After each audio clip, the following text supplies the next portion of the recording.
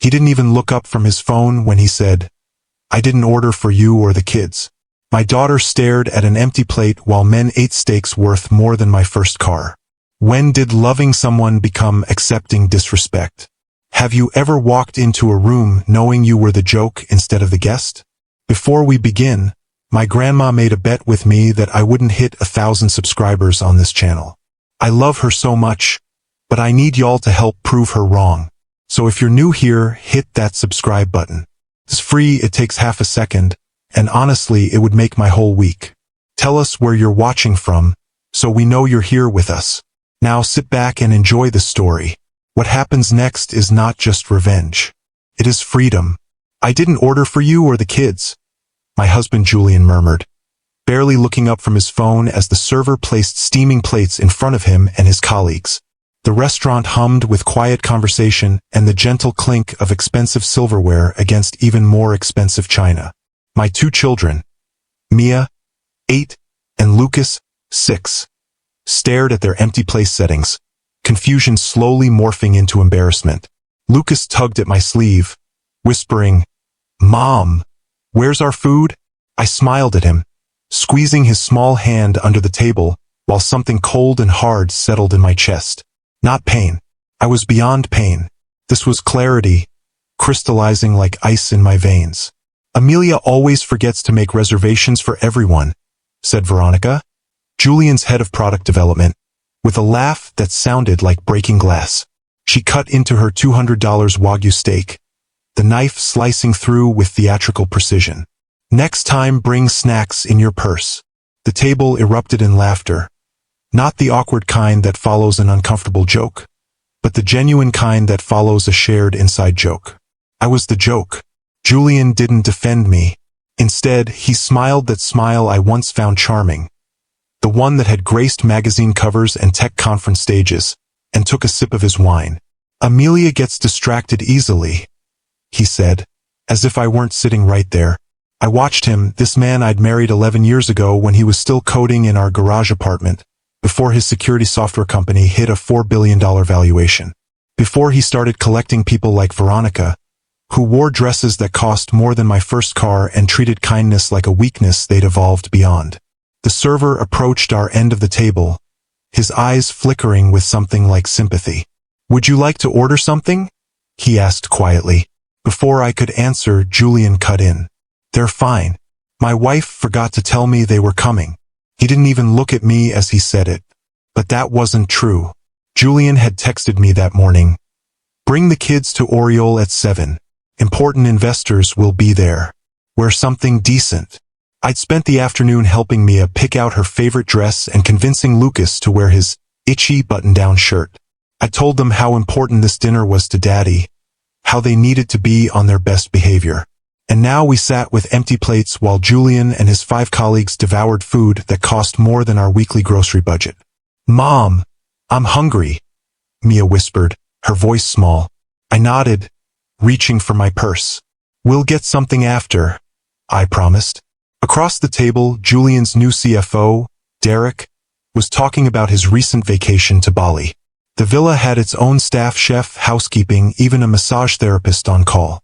12 grand a night, but worth every penny. "We should do a company retreat there," suggested Veronica, twirling her wine glass. Her eyes slid to me, though some people might not appreciate the cultural experience. More laughter. Julian joining in. I sat there, watching them perform their wealth for each other, when my phone buzzed with a text. I glanced down, expecting it to be the babysitter we'd canceled for tonight. Instead, it was from Zoe, Julian's assistant. "Sorry about dinner. He told me not to add you and the kids to the reservation. Said it would be funny to see your face when you realized. I can't do this anymore. I quit today. Check your email." Something shifted inside me. Not breaking. I'd been broken for months, maybe years. This was something else. Something hardening, crystallizing. I looked at Julian, really looked at him. The man who'd once stayed up all night with me when Mia had a fever, who'd cried when Lucas was born, who'd promised we'd always be partners, even as his company grew. When had he become the stranger who humiliated his family for the amusement of people who wouldn't remember his name if his stock dropped? I stood up, my chair scraping against the polished floor. Kids, get your things. We're leaving. Julian finally looked at me, irritation flashing across his face. Sit down, Amelia. You're making a scene. No, I said, my voice steady. I'm making a decision. I helped Mia and Lucas with their jackets, aware of the table watching us, of Julian's growing anger. If you walk out, don't bother coming home, he said, low enough that only our end of the table could hear. I smiled at him, really smiled, for the first time that evening. That's exactly what I was thinking. As we walked toward the exit, I stopped by the maitre d' station. Excuse me, I said, pulling out my credit card. The joint platinum card Julian always forgot was in my name too. I'd like to pay for the table's dinner. All of it. And add a 30% tip for the staff. The maitre d' looked surprised but nodded. Of course, Mrs. Blackwell. I signed the receipt. $4, $700 for 6 people's dinner. And tucked the card back into my wallet. Mom, are we really not going home? Lucas asked as we stepped into the cool evening air. I knelt down to his level. We're going to Aunt Kate's for a while. It's going to be an adventure. But what about my toys? And Rocket? Mia asked, thinking of her beloved stuffed dog. We'll get them tomorrow, I promised. Right now, let's find some real food. We ended up at a diner 3 blocks away, the kids happily devouring cheeseburgers while I checked my email on my phone. Zoe had sent me everything, screenshots of Julian's messages planning tonight's joke, expense reports showing charges for hotels when he claimed to be working late, and most damning of all, bank transfers moving our joint funds into private accounts I didn't have access to. I forwarded everything to my personal email, then to my sister Kate. Then I made 3 calls to Kate to tell her we were coming, to my old law school friend Diane, who specialized in high-profile divorces, and to the bank where I still had signing authority on all our joint accounts. By the time Julian's texts started flooding in, ranging from angry demands to return home to confused questions about the dinner bill, I had already transferred half of our liquid assets to a new account in my name only. Not stealing, just securing what was legally mine before Julian could hide it all. You can't take my money, his final text read. I didn't respond. There was nothing left to say. I met Julian 11 years ago at a tech startup mixer in San Francisco. I was fresh out of law school, working for a small firm that specialized in intellectual property. He was a coder with a security software idea and a smile that made me forget my carefully prepared networking questions. You're the only person who's asked me about my actual code instead of my business model, he said, leaning against the bar. Everyone else just wants to know how I'm going to monetize. Maybe I care more about substance than packaging, I replied. He laughed. I'm Julian. Amelia. We were married 8 months later in a small ceremony on the beach. My parents thought we were rushing. His thought I wasn't good enough for their son, the MIT graduate with big dreams. Neither of us cared. We were in love and determined to build something together. Our first apartment was a tiny 1-bedroom above a Thai restaurant in the Mission District. Julian coded at a desk we'd found on the street while I took on extra cases to pay the bills. At night, we'd sit on our fire escape with cheap wine, planning our future. When SecureWall takes off, we'll buy a house with a yard, he'd say. And you can quit that firm and do the kind of law you actually care about. And we'll have kids, I'd add. 2, maybe 3. And we'll never be those people who forget where they came from, he'd promise, kissing my forehead. No matter how successful we get. For the first few years, he kept that promise. SecureWall gained traction slowly, then all at once. A major tech company adopted Julian's security protocol. Then another. Then government contracts started rolling in. We moved from our apartment to a small house in Oakland, then to a larger one in Palo Alto as the company grew. We had Mia, then Lucas 2 years later. I scaled back my law practice to part-time, focusing on nonprofit work that paid little but mattered much.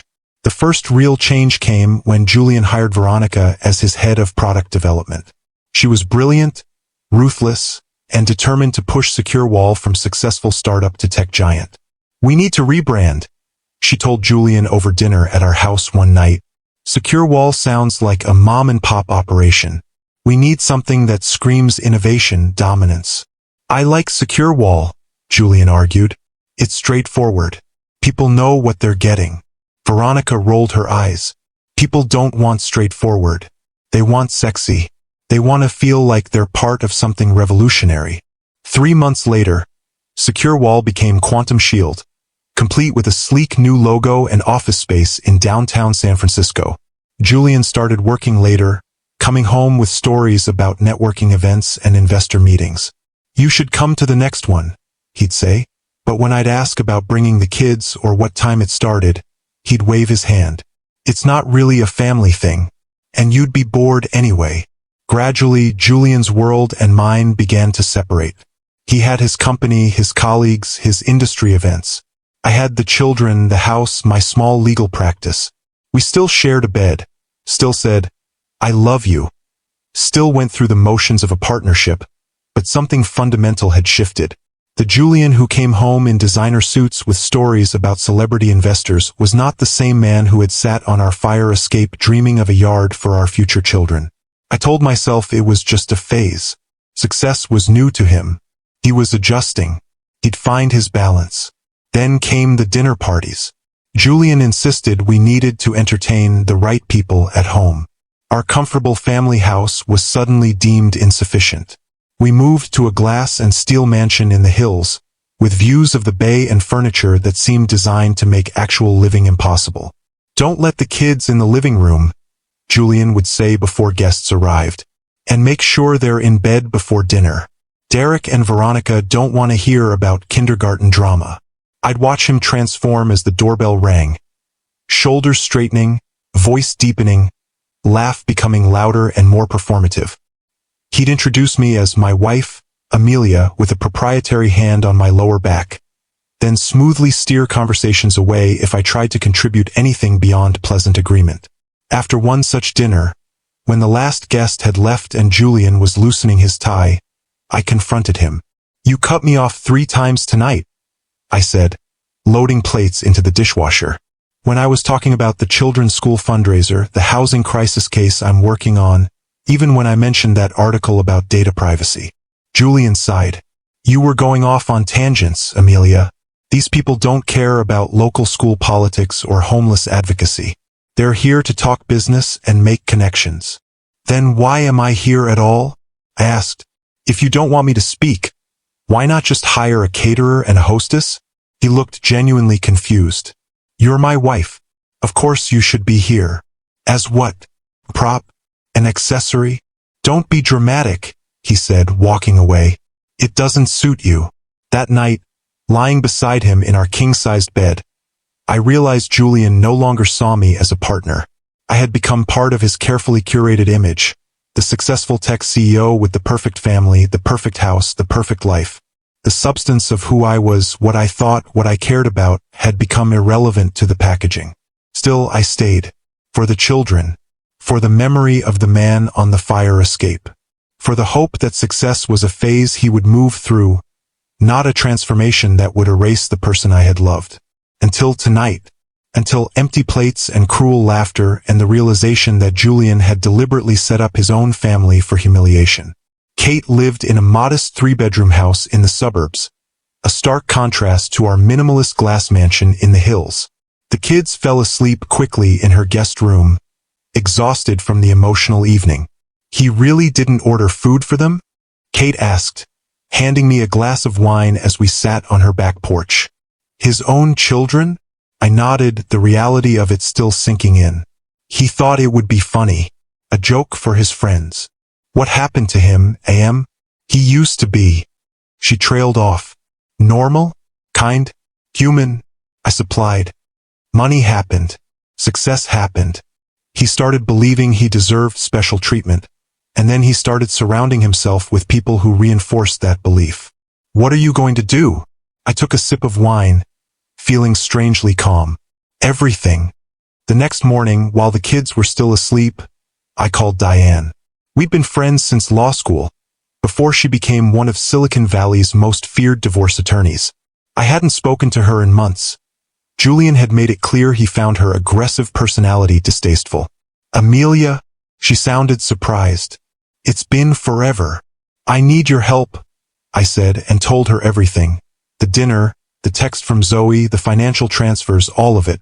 She listened without interruption, then said simply, "He's screwed." "How so?" "California is a community property state. Half of everything is yours, including his company shares. Plus, he's been moving assets which judges hate. And emotionally abusing you and the children in public? That's gonna play terribly." She paused. "But he'll fight dirty. Men like Julian always do." "I'm counting on it," I said. "Can you come to my office today? Bring everything Zoe sent you. And I mean everything: emails, texts, financial records. The more ammunition we have, the better." I glanced at the guest room where the kids were sleeping. "I need to get the kids settled first." "Bring them," Diane said. "My assistant's daughter is about Mia's age. They can play in the conference room while we talk." "And Amelia? Don't go home without me or someone from my team. Not even to get clothes or toys. We'll handle that." After I hung up, Kate appeared with coffee and toast. "You okay?" "Getting there," I said. "I need to tell the kids something. They're going to have questions."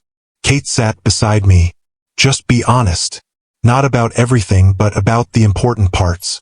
That you and Daddy need some time apart. That it's not their fault. That you both love them." "Do you think he does?" I asked quietly. "Love them? After last night? I'm not sure." Kate squeezed my hand. "I think he loves the idea of them. The perfect family portrait. Whether he loves them as actual people with needs and feelings, that's what you need to find out." The kids woke up disoriented, confused about why they were at Aunt Kate's. I sat them down with breakfast and tried to explain in terms they could understand. "Daddy and I are having some grown-up problems," I said. "We need some time apart to figure things out." "Because he didn't get us dinner?" Lucas asked, his small face scrunched in confusion. "No, sweetie.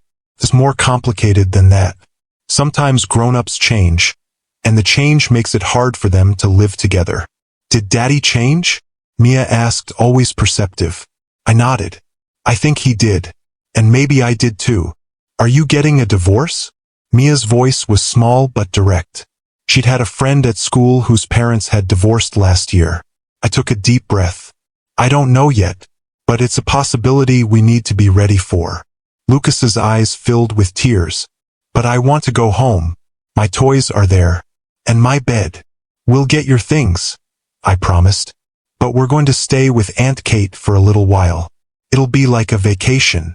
"I don't want a vacation," Lucas said, lower lip trembling. "I want everything to be normal."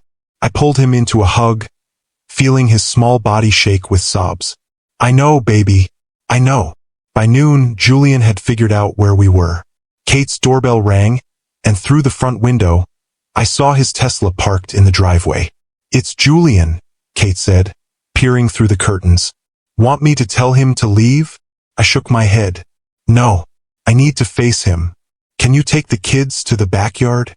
Kate nodded, ushering Mia and Lucas through the kitchen. "Come on, munchkins.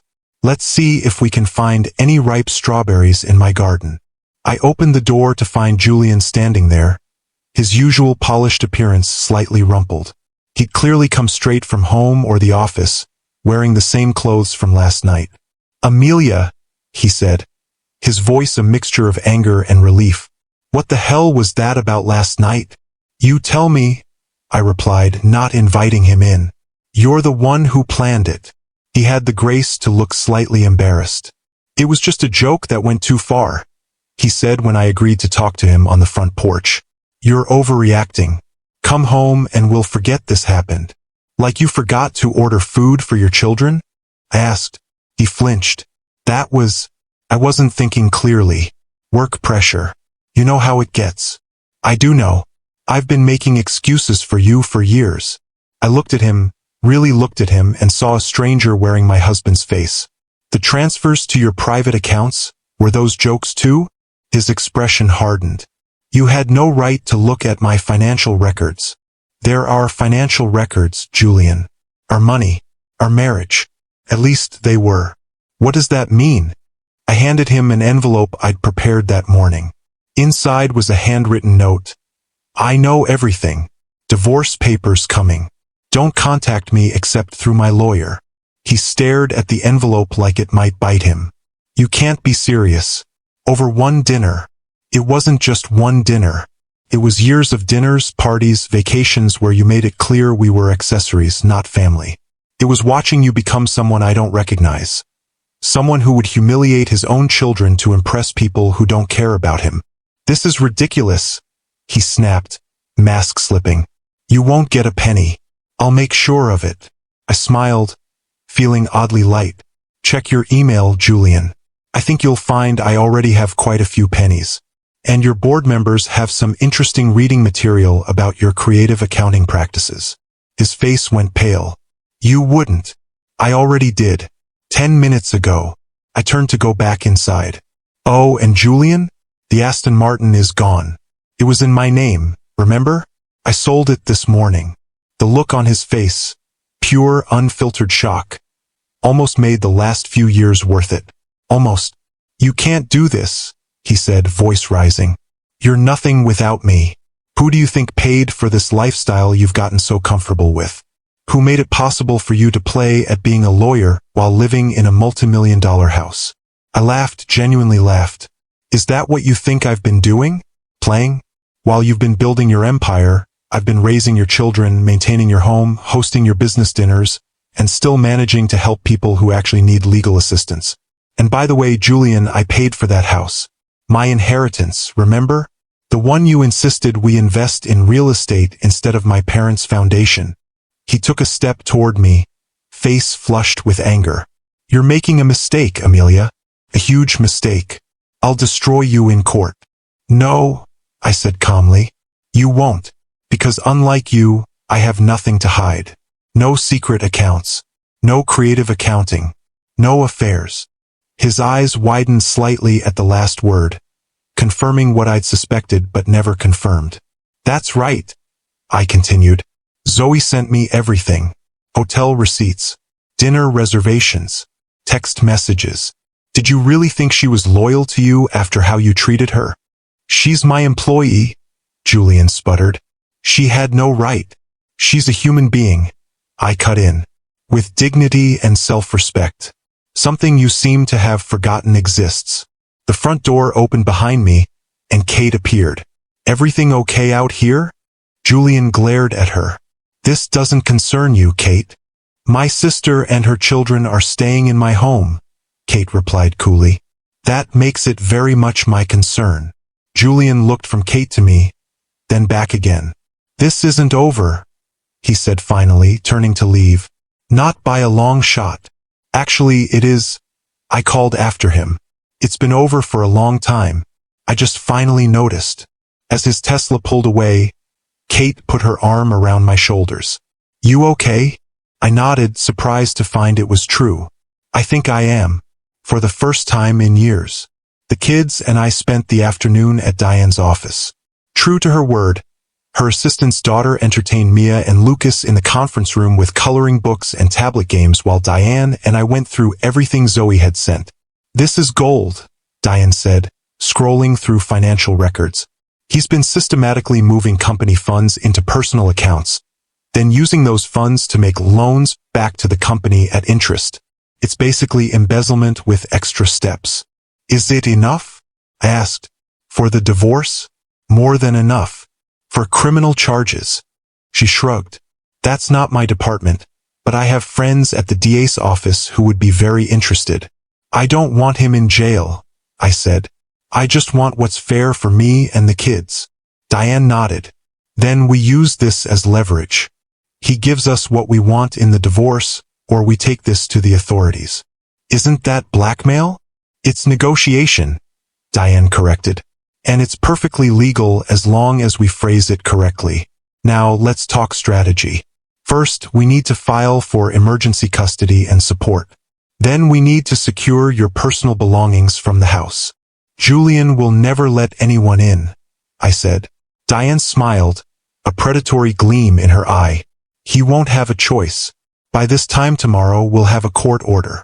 True to her word, by the next afternoon, I had temporary custody of the children, a restraining order preventing Julian from removing any assets from our shared accounts, and a police escort to retrieve essential items from our home. Julian wasn't there when we arrived, probably at the office dealing with the fallout from the information I'd sent his board, but his presence lingered in every corner of the cold, modern house that had never felt like a home. 30 minutes, the officer said kindly. Take what you need for the next few weeks. Clothes, medications, important documents, children's comfort items. Mia ran straight to her room for Rocket, her stuffed dog, while Lucas gathered his favorite Lego sets and books. I went to my office, the one room Julian rarely entered, and collected my laptop, client files, and the small fireproof safe containing our birth certificates, marriage license, and my parents' will. In our bedroom, I hesitated. The walk-in closet was filled with designer clothes Julian had insisted I needed for company events. Dresses and shoes I'd worn once or twice at most. I bypassed them for the small section of comfortable clothes I actually liked. Jeans, sweaters, t-shirts. Things that felt like me, not like Julian's idea of who his wife should be. As I was zipping up my suitcase, my phone rang with an unfamiliar number. "Mrs. Blackwell?" a woman's voice said when I answered. "This is Marissa Chen from the Quantum Shield Board of Directors. We need to speak with you as soon as possible regarding the information you provided." "I'm in the middle of something right now," I said. "Can this wait until tomorrow?" "I'm afraid not. The board is meeting in emergency session in 1 hour. Your presence would be valuable." I glanced at the police officer who was checking his watch. "I can't make it in person, but I could join by video call. That would be acceptable. I'll send the details to your email." After we left the house, I dropped the kids back at Kate's with a promise to return soon, then sat in my car outside a coffee shop, using their Wi-Fi to join the board meeting from my laptop. Julian's face appeared on screen first, tight with anger. Then the camera panned out to show the boardroom, where 6 people sat around a table, expressions ranging from concern to outright hostility. "Mrs. Blackwell," said an older man I recognized as the chairman. "Thank you for joining us. I understand you're in the middle of a personal situation with your husband." "That's correct," I said calmly. "And as part of that situation, you've made some serious allegations about financial improprieties involving company funds." "They're not allegations," I replied. "They're documented facts.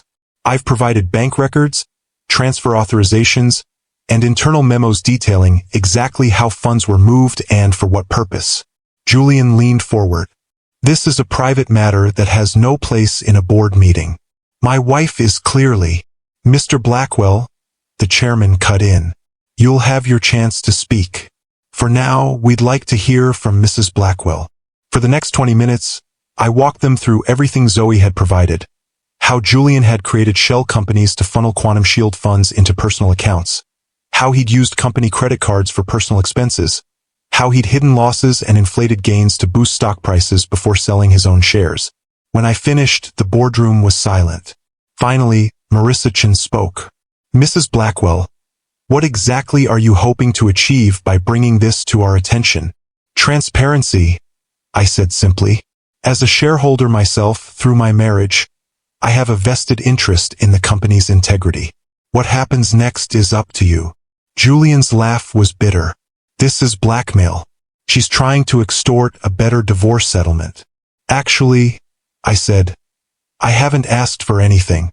I've simply provided information the board has a fiduciary duty to investigate. What you choose to do with that information is your decision." The chairman cleared his throat. "Mr. Blackwell, we'll need you to step out while the board discusses this matter." Julian's face contorted with rage. "This is my company. You can't."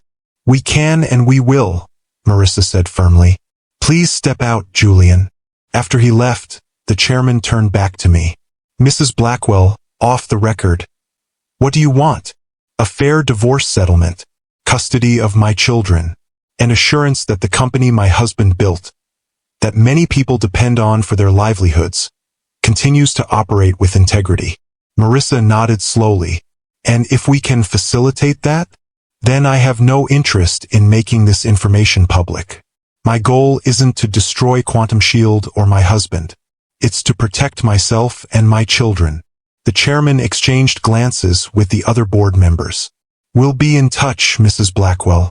Thank you for your discretion. As I ended the call, a text came through from Diane. Board contacted me. They want to mediate. We've got them exactly where we want them. I leaned back against the headrest, closing my eyes. This wasn't how I'd imagined my life would go.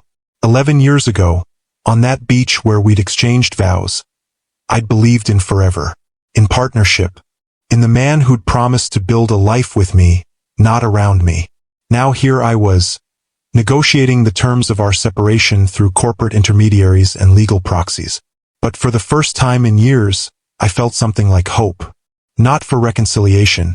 That bridge had burned the moment Julian had humiliated our children for his colleagues' amusement, but for a future where I wasn't constantly shrinking myself to fit into someone else's idea of who I should be. I started the car and headed back to Kate's house, to my children, to the beginning of whatever came next. Have you ever had to rebuild your entire life from scratch? If you have, drop a comment below and tell me your story.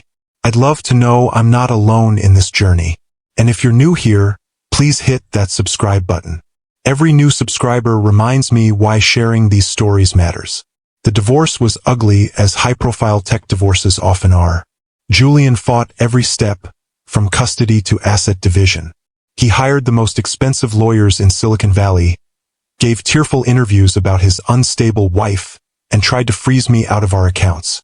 But Diane was better. And I had evidence not just of financial misconduct, but of Julian's systematic emotional abuse. The dinner incident was just the final straw in a pattern that had been building for years. He's going on the morning show tomorrow. Diane told me over coffee at her office, 3 weeks after I'd left. Apparently he's going to tell his side of the story. I sighed, stirring my latte. Let me guess. Poor successful man blindsided by ungrateful wife who's having a midlife crisis. Close. Poor dedicated father whose mentally unstable wife is keeping his children from him while trying to destroy the company he built from nothing. Diane's tone was matter-of-fact, but her eyes were sympathetic. Are you ready for this? It's going to get nasty. It's already nasty, I said. He showed up at Mia's school yesterday, tried to take her to lunch without permission.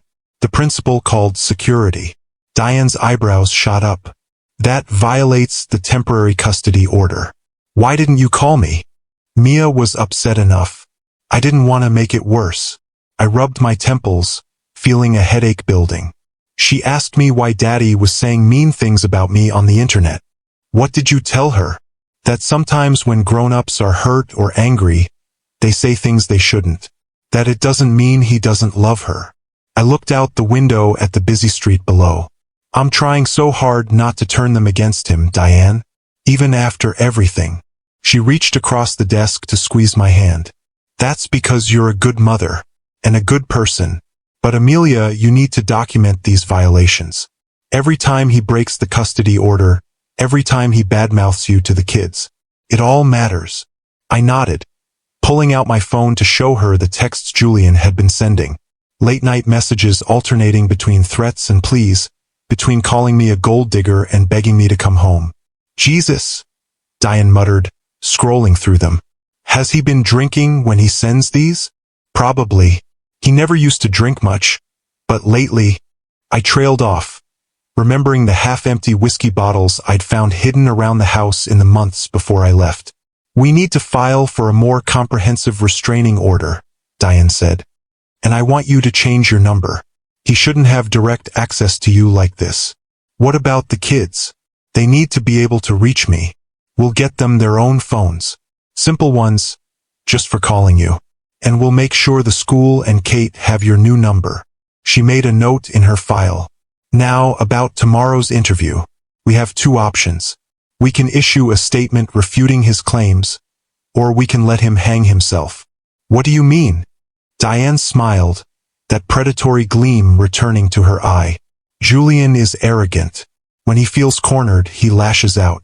If we let him talk long enough on national television, He'll eventually say something that makes him look exactly like the entitled, abusive man he is.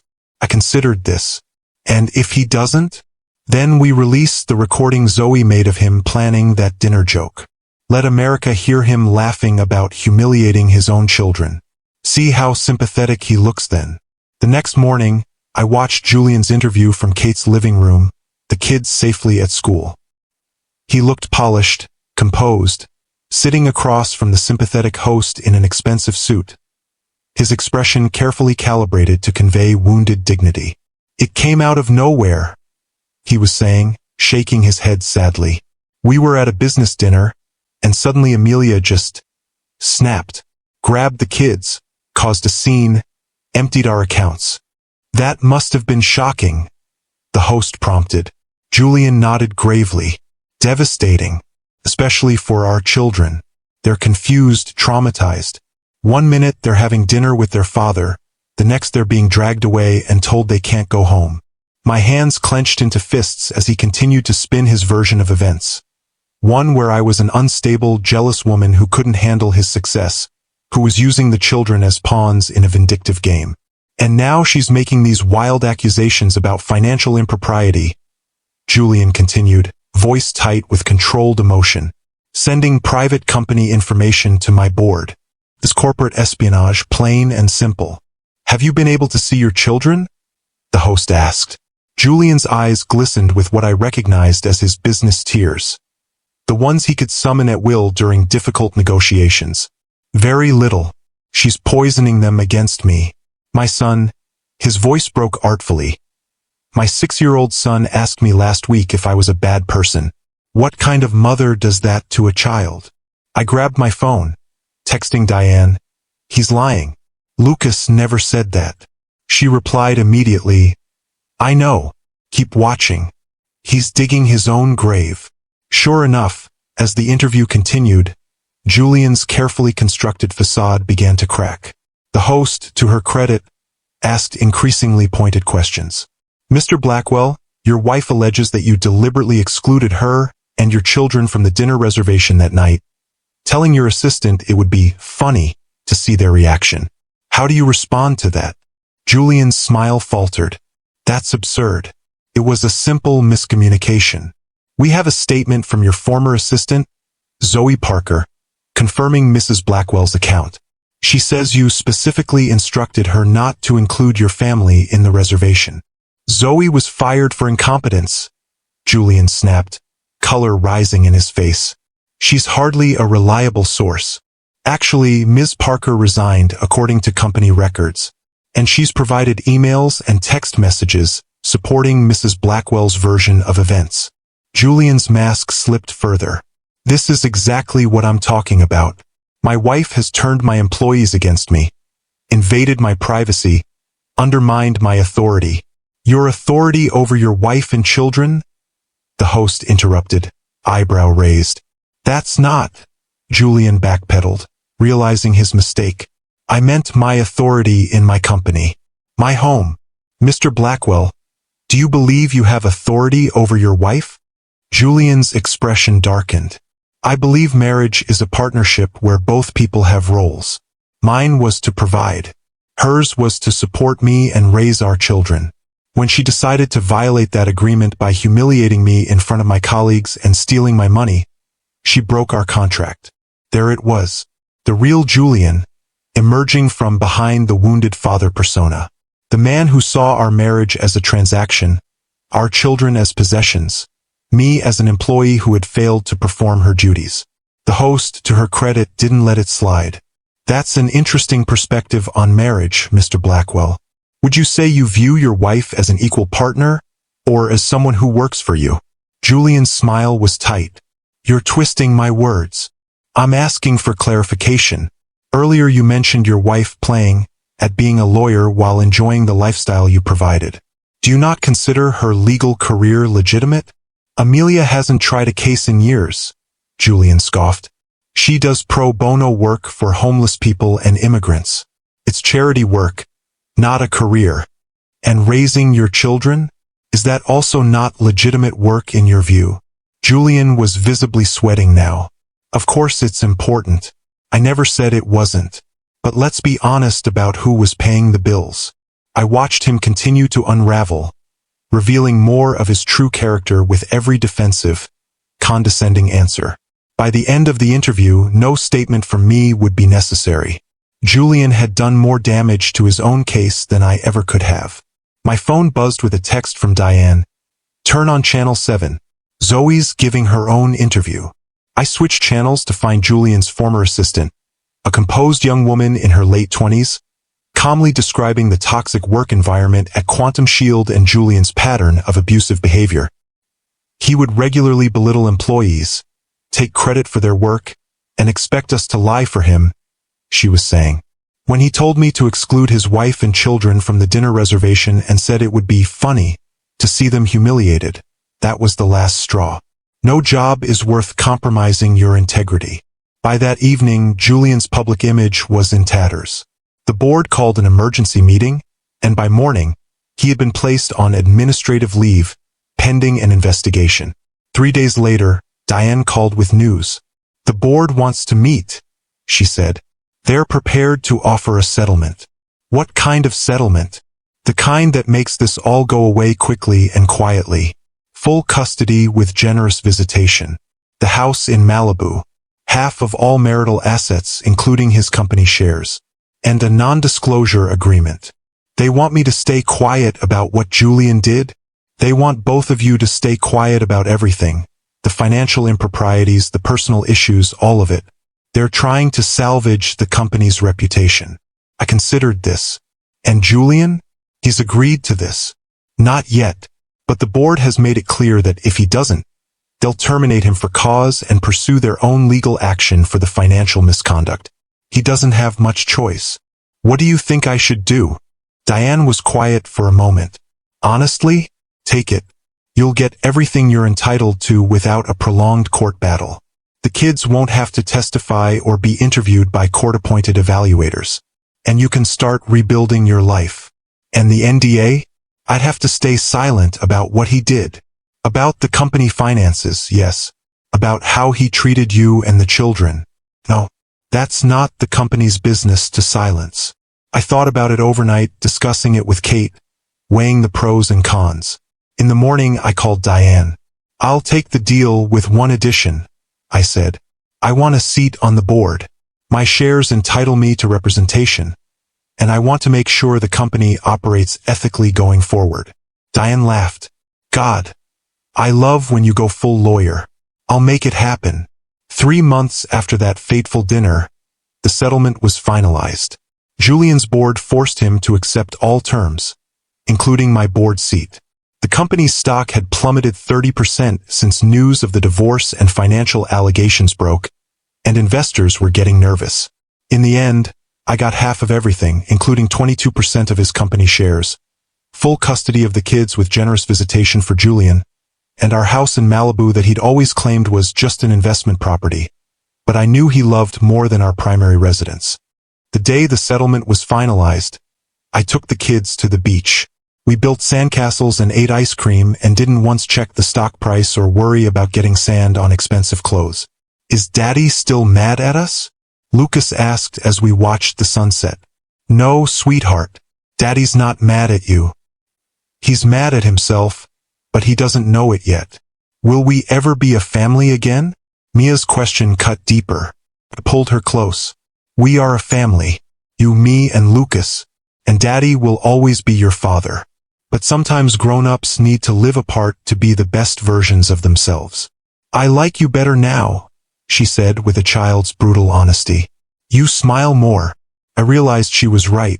Somewhere between that humiliating dinner and today, I'd found myself again. The woman who existed before Julian, before I started shrinking myself to fit into his world.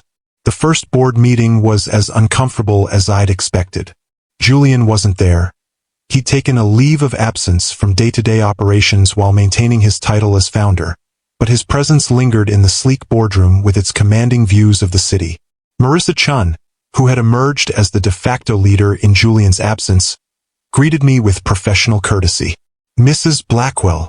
Ms. Porter, I corrected, having reclaimed my maiden name. But Amelia is fine. She nodded. Amelia, welcome to the board. I trust you've reviewed the quarterly reports we sent over. I have. And I have some questions about the ethical implications of the government contract with the surveillance program in Section 4. Several board members exchanged glances. This was clearly not what they had expected from Julian's ex-wife. Substantive questions about business ethics rather than personal grievances. For the next 2 hours, I participated fully in the meeting, drawing on my legal background to raise important questions about privacy, data security, and corporate responsibility. By the end, I could sense a shift in the room, from tolerating my presence to actually valuing my perspective.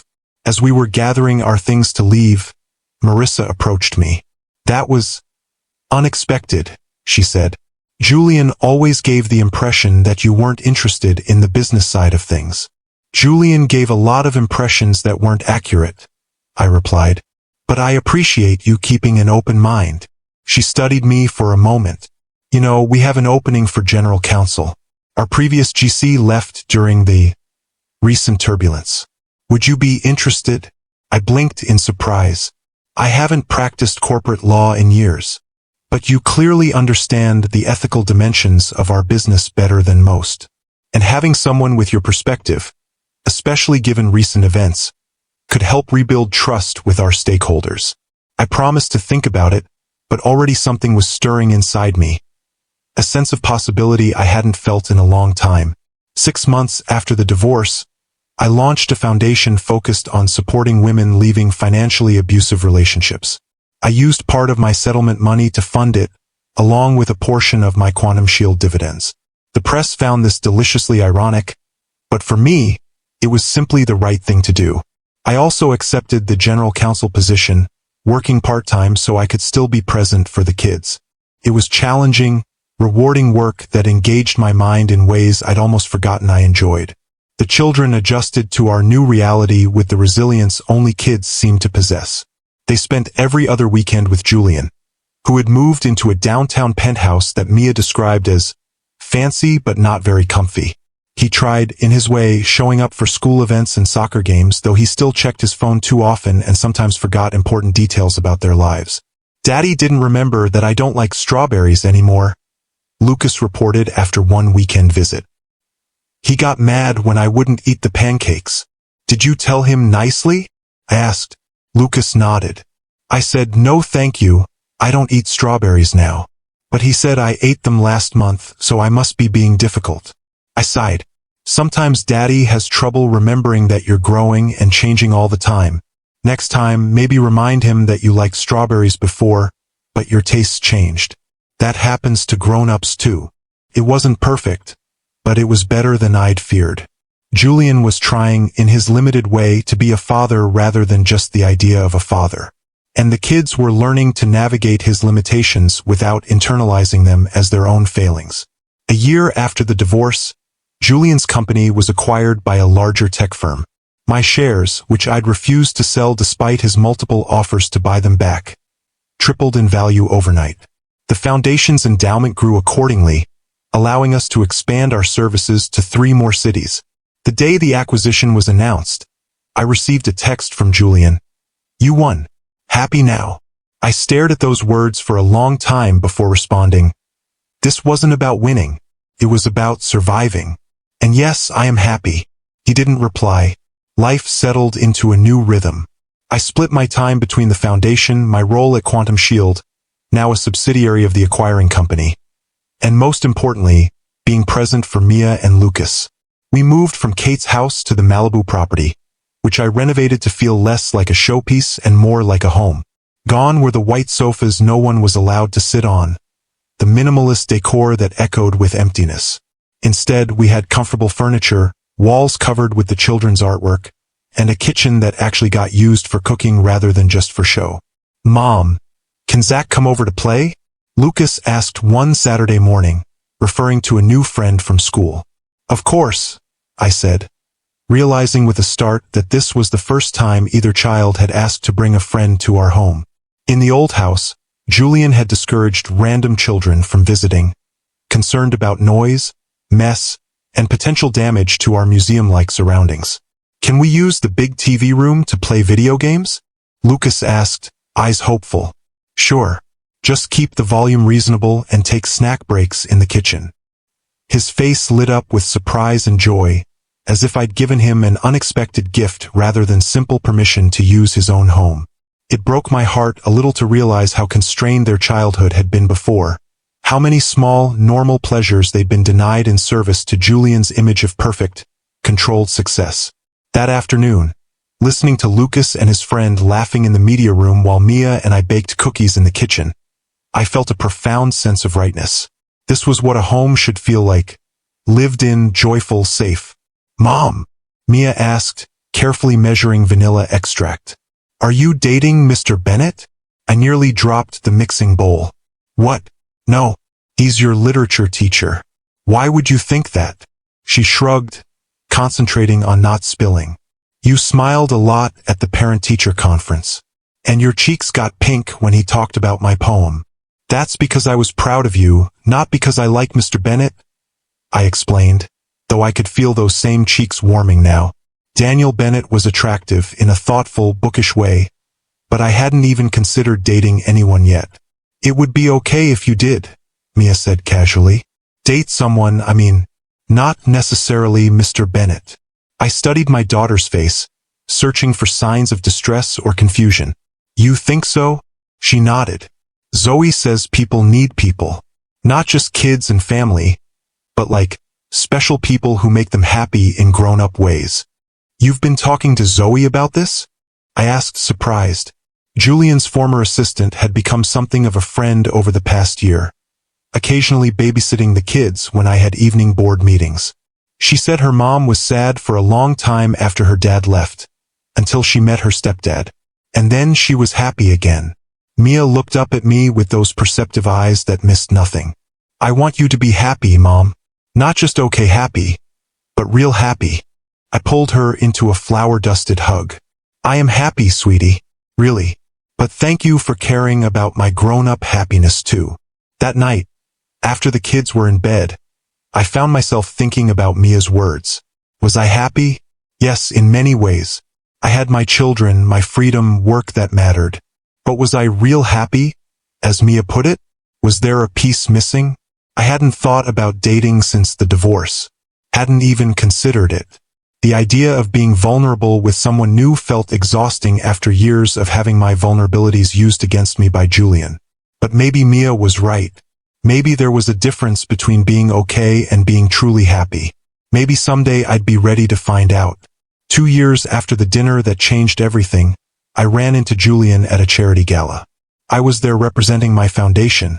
He was there because the new parent company of his former business was a major donor. He looked older, thinner, the golden boy sheen worn off. The acquisition had left him wealthy but adrift, according to industry gossip. He tried launching a new startup, but investors were wary after the quantum shield scandal. Amelia, he said, approaching my table during dessert. You look good. Thank you, I replied, surprised by his civil tone. How are you? He shrugged. Consulting mostly. Dating sometimes. Missing the kids always. They miss you too. You should use your visitation time more consistently. I know. He looked down at his drink. It's hard. Seeing them and remembering what I threw away. For the first time since that night, I felt a flicker of the old connection. Not love or desire, but recognition of the person I'd once built a life with.